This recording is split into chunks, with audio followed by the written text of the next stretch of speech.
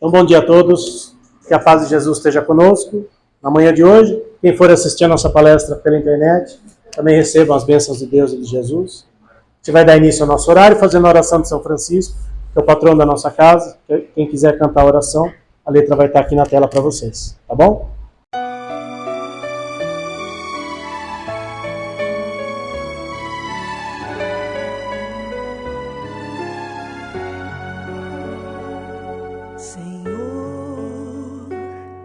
Fazei-me um instrumento de vossa paz.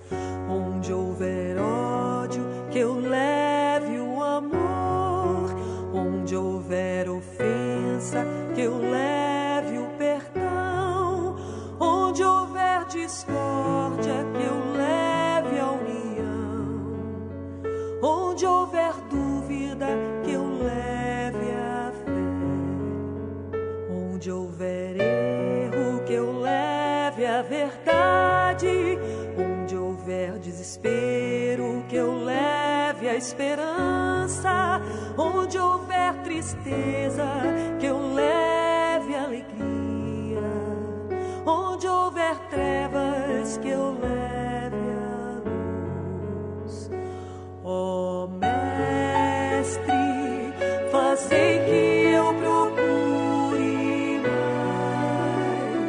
consolar que ser consolado, compreender que ser compreendido, amar que ser amado, pois é dando que se recebe, é perdoando que se é perdoado, que é morrendo que se vive para a vida eterna.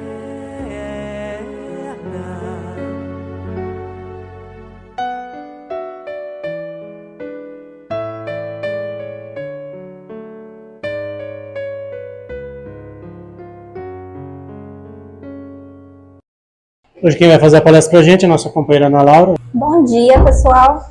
Hoje eu vou falar um pouquinho para vocês de alguns animais da fauna urbana que a gente tem aí com a gente todos os dias, né? Para diferenciar um pouquinho, o que é fauna urbana? Todos aqueles bichinhos que não são os nossos bichinhos de estimação, mas que vivem com a gente. Aves, mamíferos, inseto, todo mundo. Que não sejam os nossos bichinhos, animais domésticos, enquadram, né, em fauna urbana. Esses animais podem ou não depender da gente, né, para se alimentar, para sobreviver, etc. E muitos deles estão no meio urbano porque a gente trouxe eles, a gente provavelmente trouxe de algum outro país e por aí vai. E tem os que estão convivendo com a gente porque a gente invadiu o habitat desses animais e esses animais, para conseguir sobreviver, convivem com a gente também. Aí aqui tem alguns exemplinhos do que eu vou falar para vocês hoje. A gente começa pelo gambazinho, né, ou raposinha, saruê, cada um chama ele por um nome.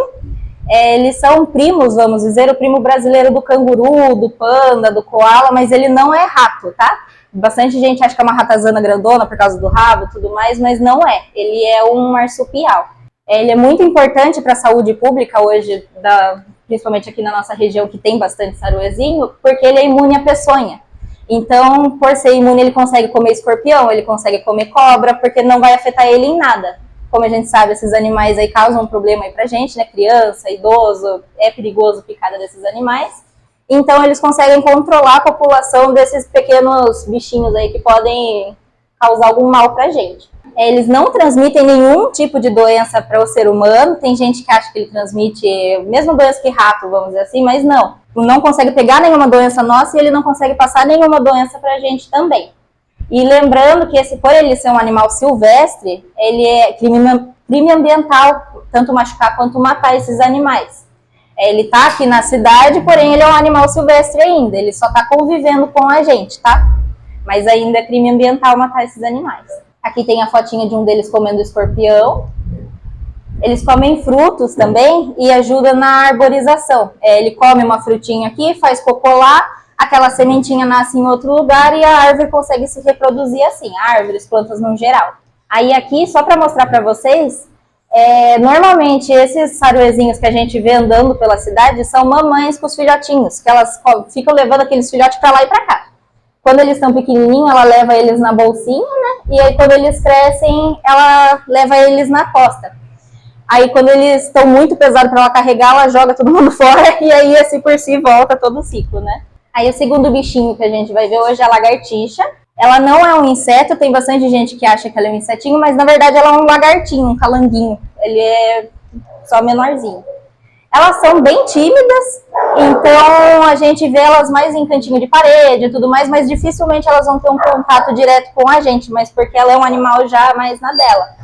Ela consegue comer escorpião também, ela é mais rápida que o escorpião, então antes do escorpião picar, ela consegue comer ele. Então ela também come escorpião, ela come mosquito da dengue, febre amarela, qualquer mosquitinho ela também come, e principalmente aranha. Então ela ajuda também a gente nessa questão de controlar esses animais peçonhentos. Elas não transmitem nenhuma doença para o ser humano, mas quem tem gato é bom sempre ficar esperto, porque para o gato ela é tóxica. Então se você vê seu gatinho brincando com lagartixa, não é legal deixar. Mas pra gente elas não passam nenhum tipo de doença. Terceiro animal já é mais polêmico, né? Os pombos. Eles vieram para cá, para o Brasil, lá no período colonial. Os portugueses trouxeram eles para tiro ao alvo, né? Você solta o animal e atira nele. E para pombo correio. Quando não tinha mais utilidades desses animais para essas atividades, foram soltos e estão aí até hoje convivendo com a gente. Eles dependem da gente em até certo ponto, mas também eles conseguem viver sozinhos. Então, eles são meio a meio dependentes da gente. Eles preferem viver perto de seres humanos porque eles foram trazidos para cá por seres humanos. Então, eles consideram a gente animais ali de convívio, vamos dizer assim. Eles são, sim, vetores de algumas doenças, porém, para contrair essas doenças, ou a gente precisa comer o pombo, ou a gente precisa comer as fezes do pombo.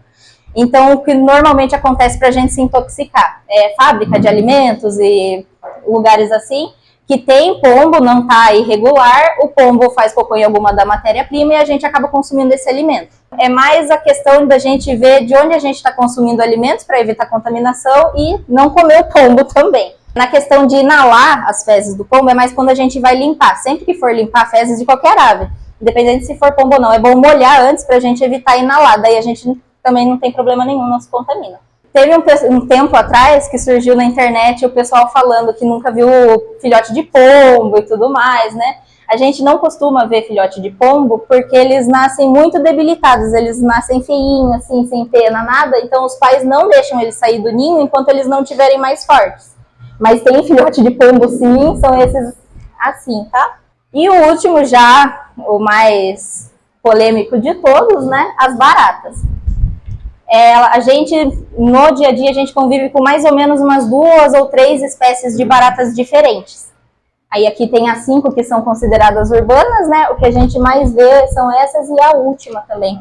Elas são animais, por incrível que pareça, 100% dependente da presença humana, essas espécies urbanas, né? Que tem as espécies silvestres também, mas as urbanas, elas dependem 100% da nossa existência. Por quê?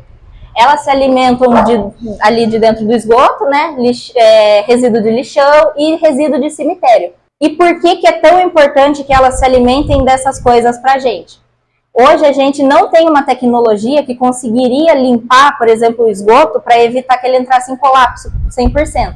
Então, basicamente, hoje a gente só consegue usar o vaso sanitário da descarga e tudo ir porque a gente tem barata. Porque se não tivesse barata, a gente não conseguiria ter o saneamento básico que a gente tem hoje.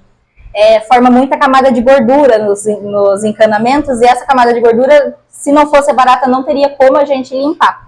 Então, da mesma forma que elas dependem da gente, a gente também depende delas, mesmo que a gente não lembre muito disso. Elas são animais noturnos, então se você está na rua, você vê uma barata andando por aí, é normal, é o momento da barata mesmo, não tem o que fazer.